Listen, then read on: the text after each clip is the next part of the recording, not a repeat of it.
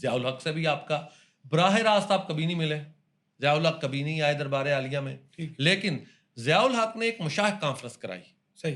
Mushahid conference Lahore में रखी और बाबा जी को भी दावतनामा भेजा। ठीक है। बाबा जी नहीं शामिल हुए।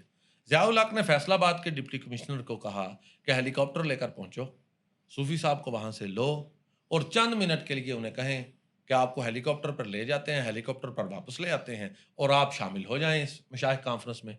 सूफी साहब के पास हेलीकॉप्टर पहुंचा, इसी अभी जहां आपका मज़ार है इसके करीब ही। कमिश्नर साहब ने हाजिर होकर बताया जी कि सदर पाकिस्तान ज़ियाउल हक साहब का ये पैगाम है आपके लिए। बाबा जी ने एक पेज लिया, उस पर लिखा सदर पाकिस्तान ज़ियाउल हक साहब अस्सलाम वालेकुम। फ़कीर लोग बादशाहों के घर नहीं जाया करते, वाह! शुक्रिया।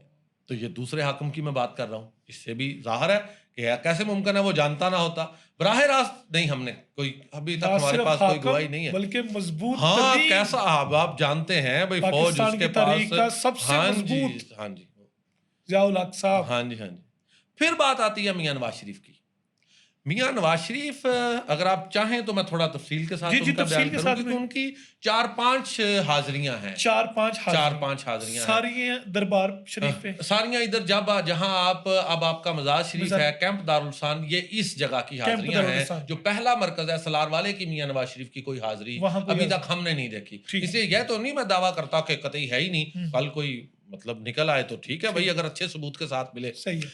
लेकिन अभी तक जो कुछ मालूमात हैं, मियाँ नवाज शरीफ पहली बार आए हैं, 1988 का इलेक्शन था और ये इलेक्शन हो रहा था पीपल पार्टी और मुस्लिम लीग के दरमियान। हुँ, बाबा जी के पास एक शख्सियत हुआ करते थे, मजजूब थे और बड़े जलाली बुजुर्ग थे, खान अब्दुस समाद खान साहिब हलवारवी।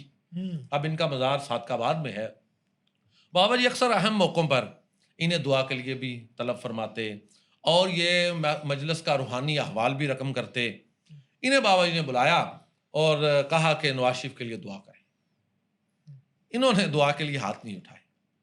अच्छा, बाबा जी ने दूसरी बार कहा, इन्होंने फिर नहीं हाथ उठाए।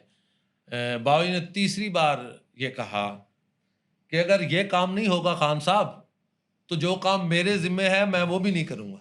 ये चौधरी मोहम्मद अकरम हैं, ये चीफ सेक्रेटरी हुआ करते थे। ये ठीक बाबा है। जी के बैत थे और बाबा जी के बहुत प्यारे आदमी थे।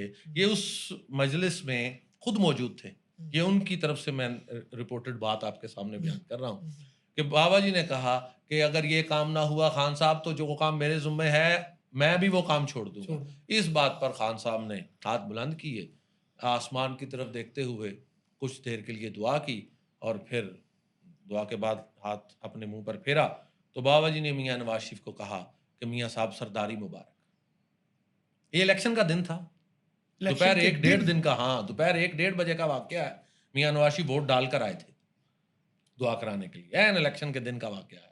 सरदारी हाँ मुबारक। जी। लेकिन ये सरदारी पंजाब की थी, अच्छा, ये पाकिस्तान की नहीं थी। ठीक है। मुस्लिम लीग जो थी, वो ओवरऑल मरकज़ में हार गई थी, हुँ, हुँ, लेकिन पंजाब में जीत गई और मियाँ नवाज शरीफ पंजाब के वज़ीर आला बने। वज़ीर आला बने। 2 बिल्कुल। साल बाद 1990 फिर इलेक्शन आ गया। हुँ, आप जानती हैं पाकिस्तान की तारीख में 2-3 साल बाद ही इलेक्शन आ जाता है या 10 साल नहीं आता है। 2 ही तरीके हैं यहाँ, 5 साल वाला ज़रा कम ही आता है। हुँ, तो 2 साल बाद 1990 में इलेक्शन आ गया फिर, अब फिर पीपल पार्टी और नून लीग के दरमियान ही था। अच्छा, मियाँ नवाज शरीफ फिर इलेक्शन वाले दिन पहुँचे और इलेक्शन वाले दिन मियाँ नवाज शरीफ जब पहुँचते हैं, तो बाबा जी मियाँ साहब कहते हैं कि लंगर खाना है। बाबा जी कहते हैं नहीं, हम लंगर नहीं खिला सकते हैं। चौधरी मोहम्मद अकरम कहते हैं कि मैंने ज़रा बाबा जी से प्यार था तो मैंने अर्ज़ किया हुज़ूर आप मेहरबानी करें, इतनी दूर से आए हैं, थोड़ी-सी हसरत है, आप ये पूरी कर दें। ख़ैर आपने लंगर खाने की इजाज़त दे दी। लंगर पेश किया, वही जैसे दरबार शरीफ का सादा मामूल था, प्याली में कोई लंग प्रोटोकॉल को नहीं, कुछ नहीं, वैसे प्रोटोकॉल ही। का तसव्वुर ही नहीं। एक दरवेश की बारगाह में दरवेश क्या समझे कि कोई हाकिम है? हाँ, दरवेश तो खुद बहुत बड़ा हाकिम है। हुँ, दरवेश रूहानियत की दुनिया का हाकिम है। वो इस दुनिया के हाकिम को क्या समझता है?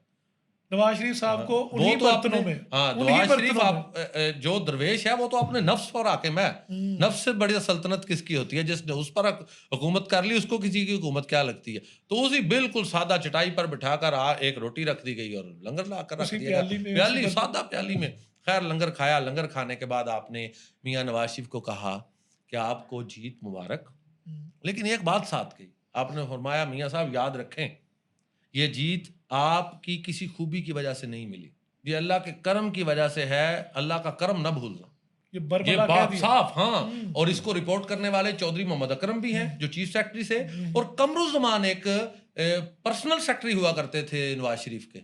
ये दोनों ये बात रिपोर्ट करते हैं कि बाबा जी ने कहा कि मियां साहब इस जीत को अपनी कोई कामयाबी ना समझना, ये अल्लाह के करम से हुआ है, अल्लाह का करम ना भूल जाना, और रुखसत कर दिया। ये वो इलेक्शन है जिसमें मियां नवाज शरीफ साहब वजीर आजम बन गए पाकिस्तान के। ये भी इलेक्शन के दिन का ही वकूआ है 1990 का। अच्छा जी, वो भी इलेक्शन जीते। हाँ जी, ये शाम को दो वजीर- वो वो पहला वजीर आला बने थे, और ये अब वजीर ये आज़म। 2 साल बाद वाले में अब ये इतना बड़ा, अब मियां साहब बन गए वजीर आजम। मियां साहब से यहाँ एक हो गई गलती। मियां साहब 1.5-2 माह के बाद इस जाम में कि मैं तो अब वजीर आजम पाकिस्तान हूँ, इजाजत तलब नहीं की, पूछा नहीं, और अपने आप इस्लाम करने के लिए आ गए कैंप दारुलसान में बाबा जी के पास। अब जो सूरत हाल बनी ना, अब वजीर आजम थे, इलेक्शन वाले दिन प्रोटोकॉल नहीं होता ना, कंपेन शंपेन भी खत्म हो चुकी होती है, वो और सूरत हाल होती है।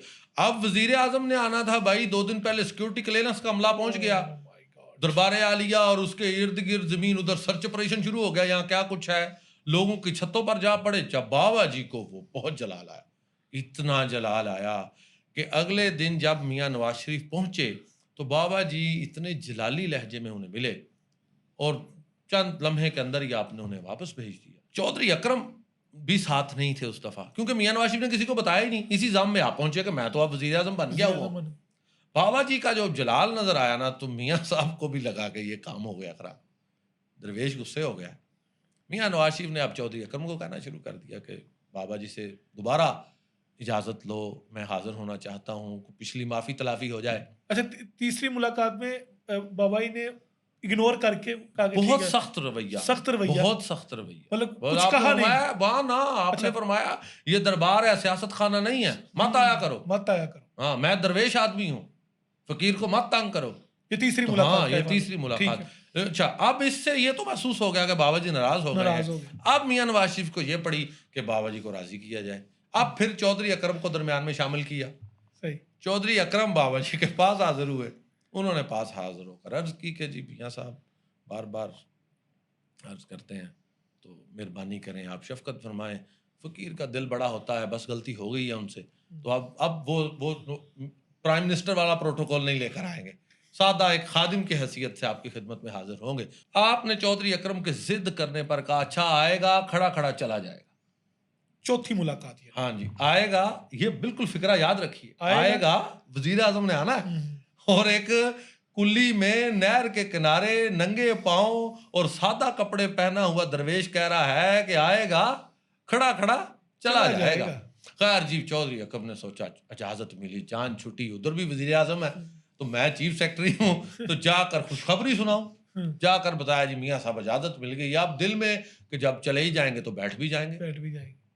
तो जी पहुंच गए मियां साहब, चौधरी अकरम भी अब साथ हैं। ये जिस जगह पर बाबा